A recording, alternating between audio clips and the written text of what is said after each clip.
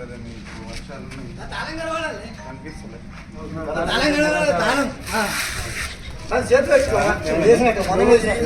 అన్న సొసైటీ మొద్దు నిద్ర, ఈ సొసైటీ మొద్దు నిద్ర.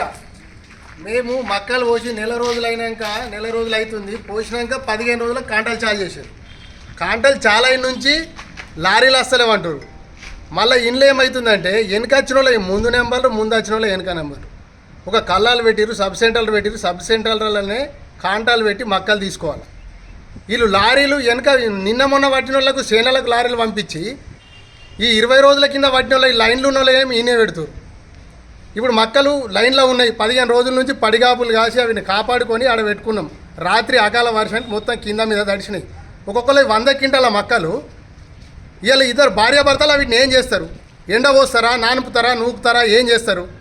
ఇప్పుడు ఇవాళ అధికారులు ఏం చేస్తారు? కలెక్టర్లు ఏం చేస్తారు? డైరెక్టర్లు ఏం చేస్తారు? ప్రెసిడెంట్లు ఏం చేస్తారు?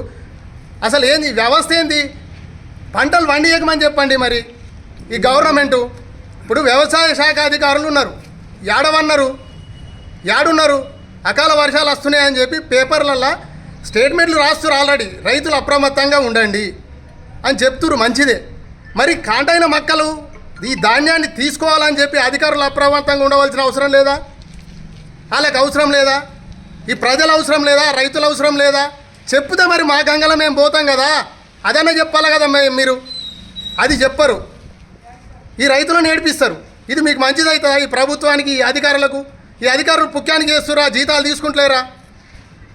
శాత కాకుంటే పక్కకు దొరకల. ఇది మా బాధ. రాత్రి 1 గంటకు భారీ వర్షం పడ్డది. ఆల్రెడీ ఇప్పుడు 9 అవుతుంది. సొసైటీకి వచ్చినాము, ఒక్క సిబ్బంది రాలేడు. ఇప్పుడు ఇంకా గేట్ తాళం తీయలేరు. ఏ కల్లంకాడికి కూడా ఒక డైరెక్టర్లు కానీ, చైర్మన్లు కానీ, రైతుల సిబ్బంది కానీ ఎవ్వరు కూడా రాలేరు. ఇప్పుడు మేము సొసైటీకి వస్తే కూడా ఇక్కడ ఎవ్వరు లేదు, తాళం వేసింది ఉన్నది. వాళ్ళ నిర్లక్ష్యం ఎంత ఉందో దీన్ని బట్టి చూస్తే మనకు తెలిసిపోతుంది.